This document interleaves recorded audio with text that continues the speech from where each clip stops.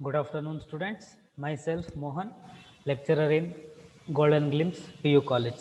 In this class, we are continuing with our topic private, public and global enterprises. ಅಂದರೆ ಇವತ್ತಿನ ಒಂದು ತರಗತಿಯಲ್ಲಿ ನಾವು ಖಾಸಗಿ ಸಾರ್ವಜನಿಕ ಮತ್ತು ರಾಷ್ಟ್ರೀಯ ಒಂದು ಉದ್ಯಮಗಳ ಒಂದು ಮೂರನೇ ಅಧ್ಯಾಯವನ್ನು ಅಧ್ಯಯನ ಮಾಡ್ತಾ ಇದ್ವಿ. ಅದರ ಒಂದು ಮುಂದುವರೆದ ಭಾಗವನ್ನು ನೋಡೋದಾದ್ರೆ, in this class we are discussing about the second type of public enterprises, ಅಂದರೆ ಸಾರ್ವಜನಿಕ ಉದ್ಯಮಿಗಳ ಎರಡನೆಯ ಒಂದು ವಿಧವನ್ನು ನಾವು ಇವತ್ತಿನ ಒಂದು ತರಗತಿಯಲ್ಲಿ ಅಧ್ಯಯನ ಮಾಡುವಂಥದ್ದು.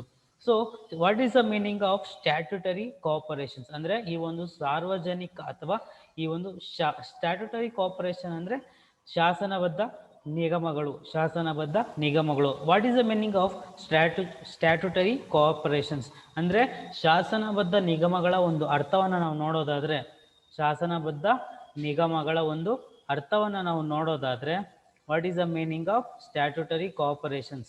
So statutory corporations are the public enterprises brought into the existence by a special act in the parliament. ಅಂದರೆ ಈ ಒಂದು ಸ್ಟ್ಯಾಟ್ಯುಟರಿ ಕಾರ್ಪೊರೇಷನ್ ಅನ್ನುವಂಥದ್ದು ಇದು ಒಂದು ಸಾರ್ವಜನಿಕ ಉದ್ಯಮಿಗಳಾಗಿದ್ದು, statutory corporations are the public enterprises ಅಂದರೆ ಸಾರ್ವಜನಿಕ ಉದ್ಯಮಿಗಳಾಗಿದ್ದು, ಇವುಗಳನ್ನು ಒಂದು ಅಧಿಕಾರಕ್ಕೆ ತರುವಂಥದ್ದು, ಇವುಗಳ ಒಂದು ಆಡಳಿತವನ್ನು ನಡೆಸುವಂಥದ್ದು ಅಥವಾ ಇವುಗಳ ಒಂದು ಸ್ಥಾಪನೆ ಏನಿದೆ, ಇವುಗಳ ಒಂದು ಸ್ಥಾಪನೆಯು ಸಂಸತ್ತಿನ ಒಂದು ವಿಶೇಷ ಕಾನೂನಿನ ಅಧಿಸೂಚನೆಯ ಮೇರೆಗೆ ಈ ಒಂದು ಶಾಸನಬದ್ಧ ನಿಗಮಗಳು ಸ್ಥಾಪನೆ ಆಗುವಂಥದ್ದು.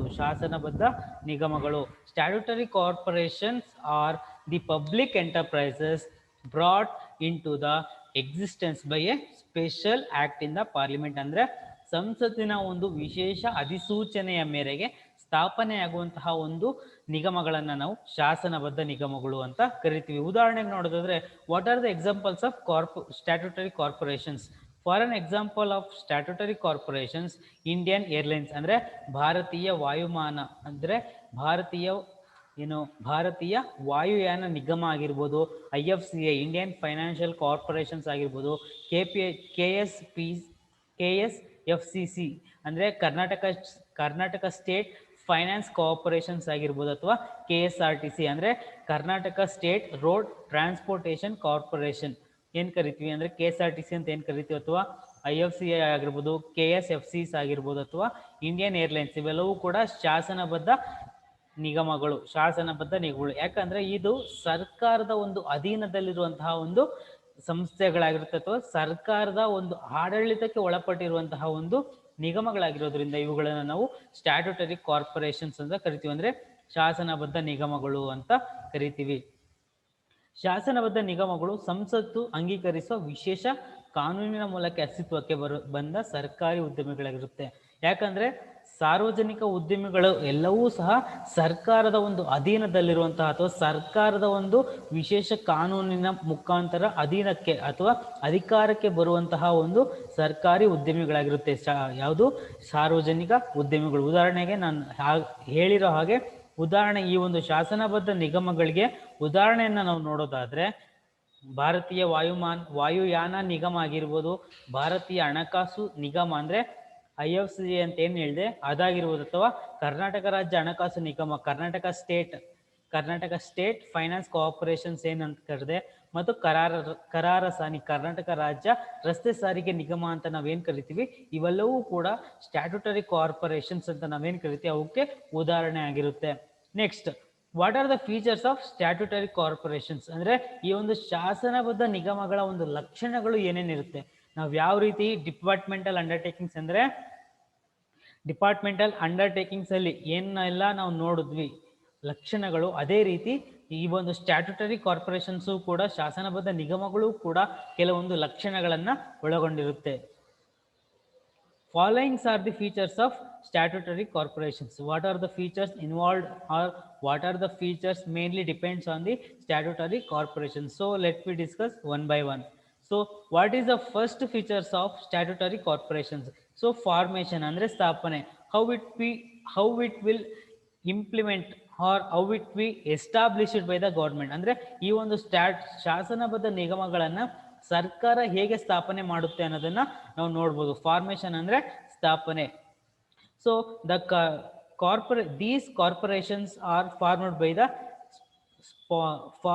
the special act in the parliament or state legislature.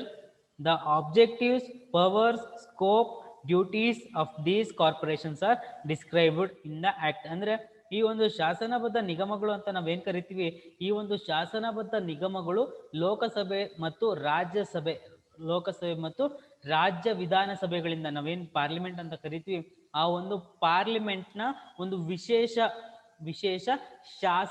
ಶಾಸನದ ಮೂಲಕ, ಅಂದ್ರೆ ವಿಶೇಷ special act in the legislature or parliament, ಅಂದ್ರೆ ಲೋಕಸಭೆ ಅಥವಾ ರಾಜ್ಯ ವಿಧಾನಸಭೆಗಳಿಂದ ಅಂಗೀಕೃತವಾದ ವಿಶೇಷ ಅಧಿಕಾರ ಅಥವಾ ಶಾಸನದ ಮೂಲಕ ಅಧಿಕಾರಕ್ಕೆ ಬರುವಂಥದ್ದು ಅಥವಾ ಸ್ಥಾಪನೆ ಆಗುವಂಥದ್ದು.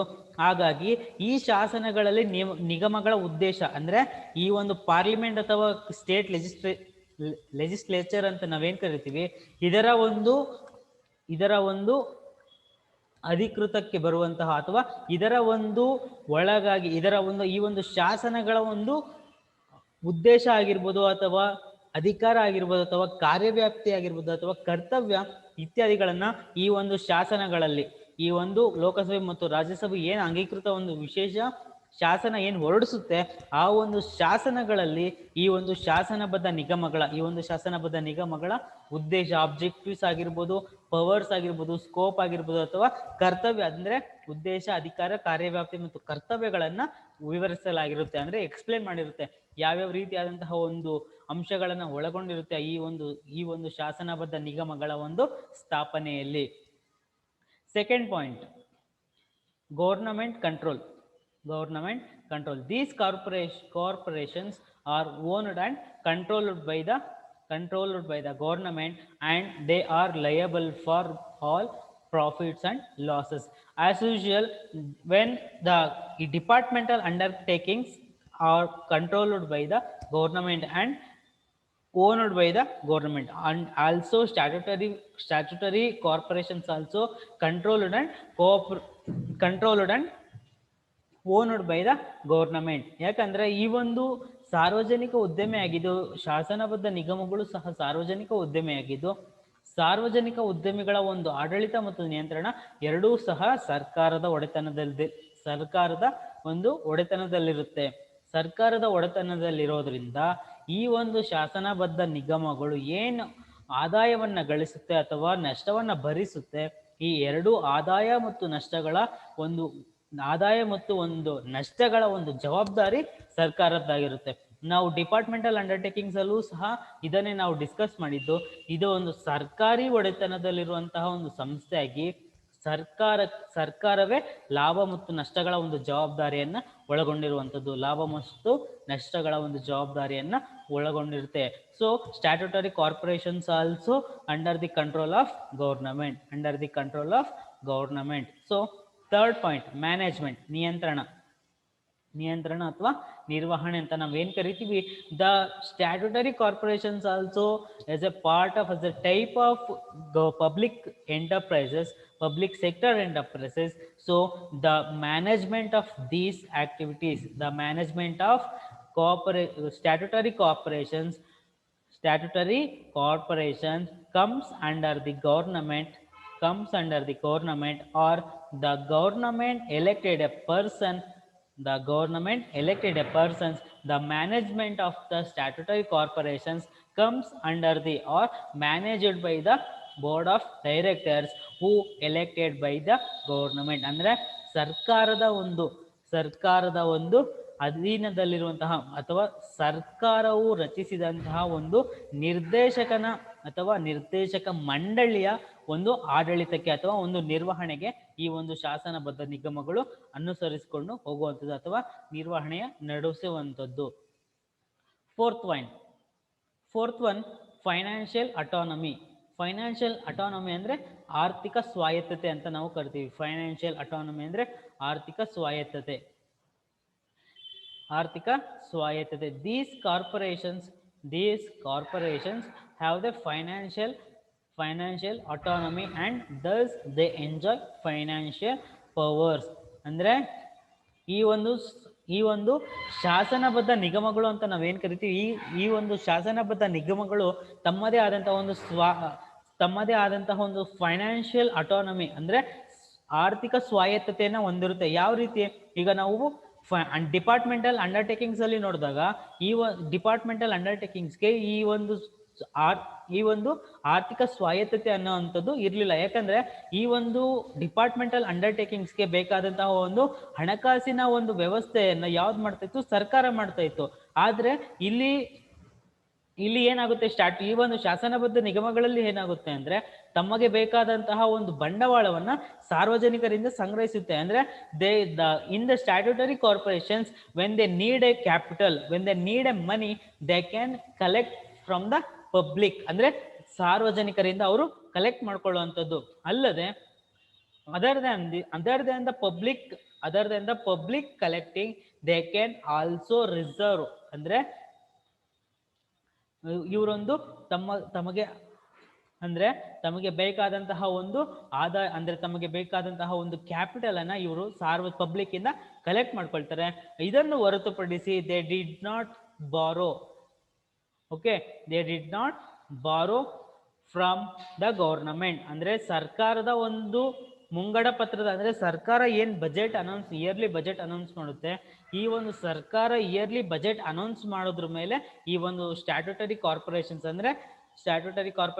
ಅಂದ್ರೆ ಶಾಸನಬದ್ಧ ನಿಗಮಗಳು ಅಂತ ಏನ್ ಕರಿತೀವಿ, ಈ ಒಂದು ಶಾಸನಬದ್ಧ ನಿಗಮಗಳು ಮುಂಗಡ ಪತ್ರದ ಮೇಲೆ ಅವಲಂಬಿತವಾಗಿರೋದಿಲ್ಲ. The statutory corporation they did not depends upon the government budgets. when they required money, they did not depends upon the budget. So the statutory corporations mainly depends, or mainly when they required a capital, they collect from the public, and they can borrow the funds, from the public and other resources. ಅಂದ್ರೆ ಸಾರ್ವಜನಿಕರಿಂದ ಮತ್ತು ಇತರ ಒಂದು ಮೂಲಗಳಿಂದ ತಮಗೆ ಬೇಕಾದಂತಹ ಒಂದು ಬಂಡವಾಳವನ್ನ ಹೆಚ್ಚಳ ಮಾಡಿಕೊಳ್ಳುವಂಥದ್ದು.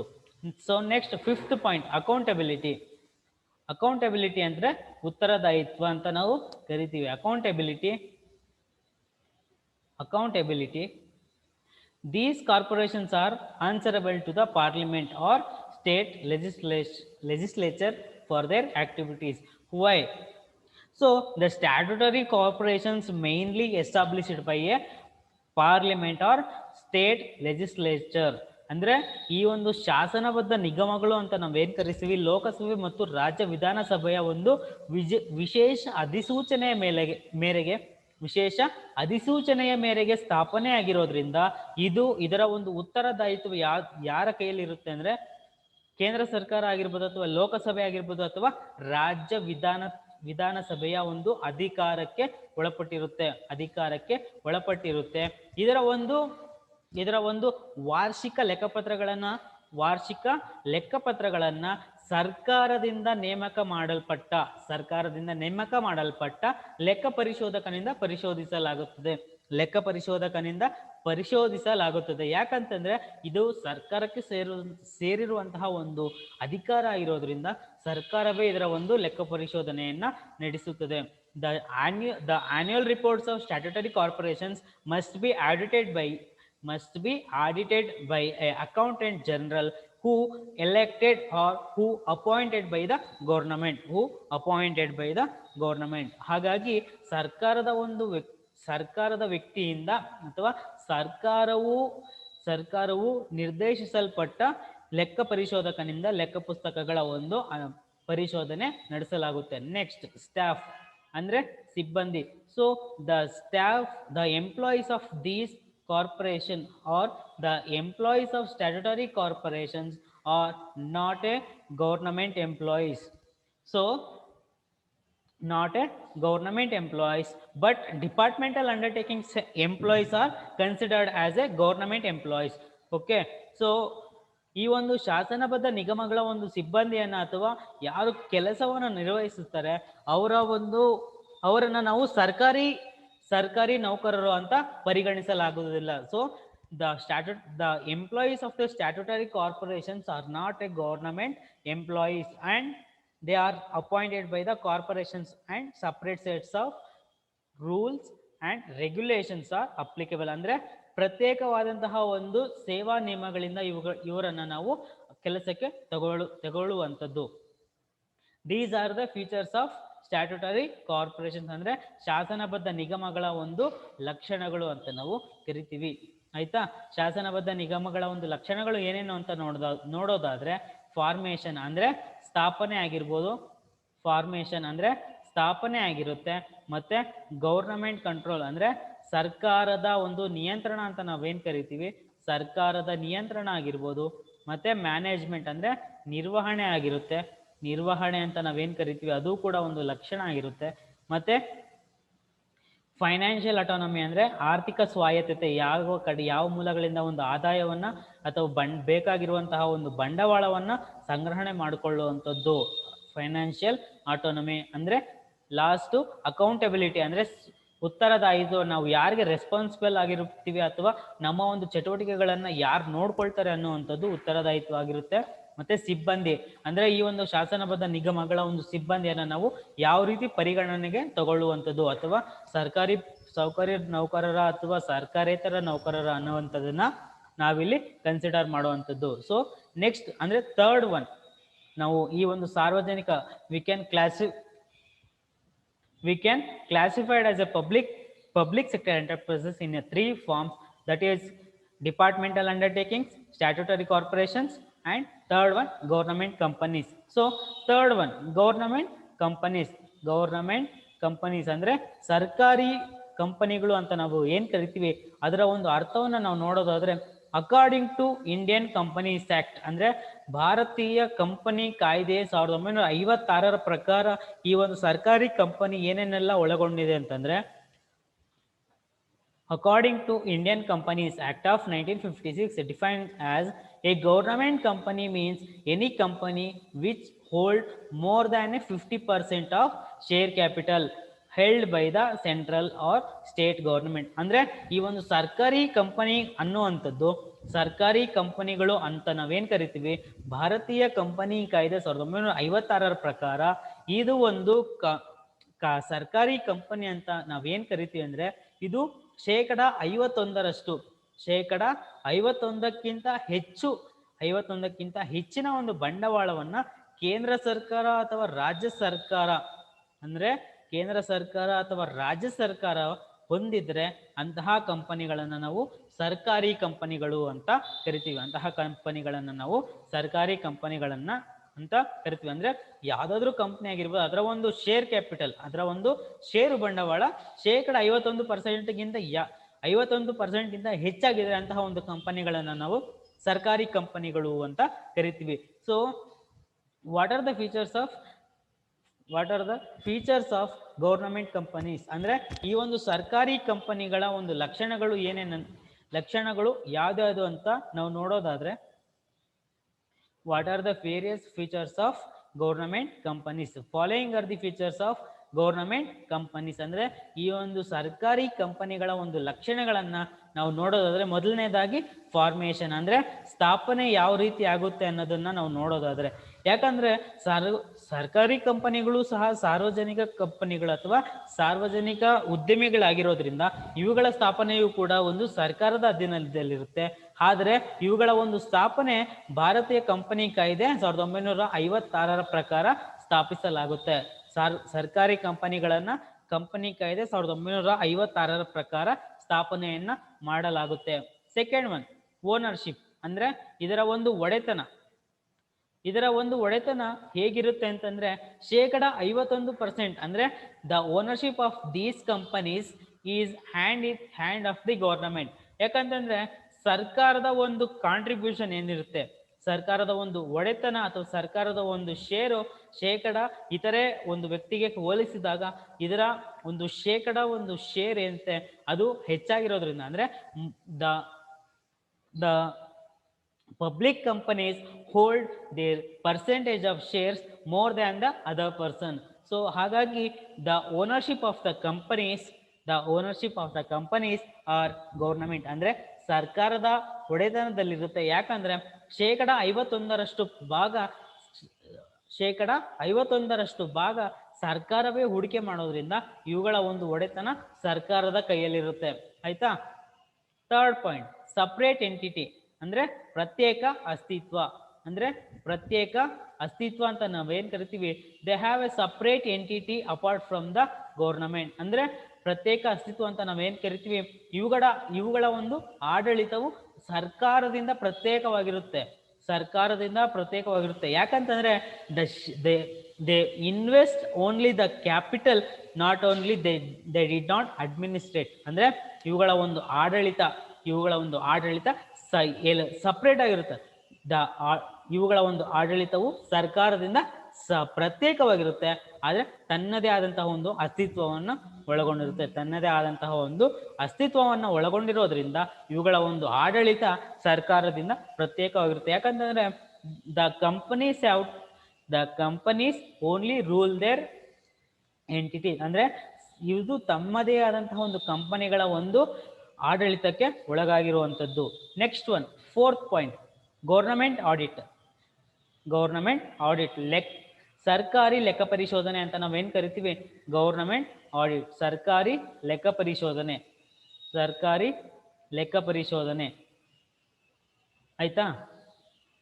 ಈ ಒಂದು ಸರ್ಕಾರಿ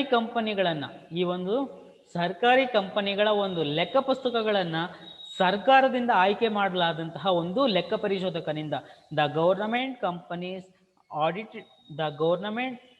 companies financial statements or financial books are audited by the auditor who elected or who appointed by the government. ಅಂದ್ರೆ ಸರ್ಕಾರದಿಂದ ನಿಯೋಜಿಸಲ್ಪಟ್ಟಂತಹ ಲೆಕ್ಕ ಪರಿಶೋಧಕನಿಂದ ಈ ಒಂದು ಸರ್ಕಾರಿ ಕಂಪನಿಯ ಲೆಕ್ಕ ಪುಸ್ತಕಗಳನ್ನ ಲೆಕ್ಕ ಪರಿಶೋಧನೆಯನ್ನ ಮಾಡಿಸಲಾಗುತ್ತದೆ. ಅಂದ್ರೆ ಸರ್ಕಾರದ ಒಂದು ಅಧೀನಕ್ಕೆ, ಅಂದ್ರೆ ಸರ್ಕಾರದಿಂದ ಆಯ್ಕೆಯಾದಂತಹ ಒಬ್ಬ ಸರ್ಕಾರಿ ಲೆಕ್ಕ ಪರಿಶೋಧಕನಿಂದ ಪರಿಶೋಧನೆಯನ್ನ ನಡೆಸುವಂಥದ್ದು.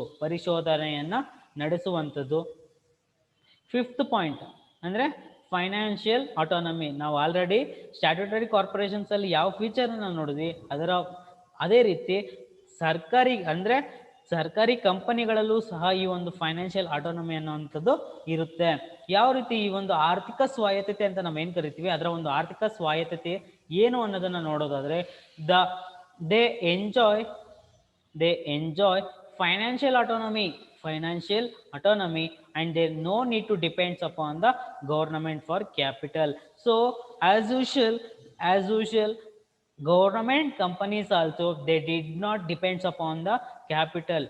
They did not depends upon the capital in the government. When the departmental undertakings also depends upon the when they required a capital, when they required a minimum amount, departmental undertakings also depends upon the government. But statutory corporations and government companies, they did not depends upon the governments, but they obtain the funds, or they collect the funds from the public and other private shareholdings, and they did not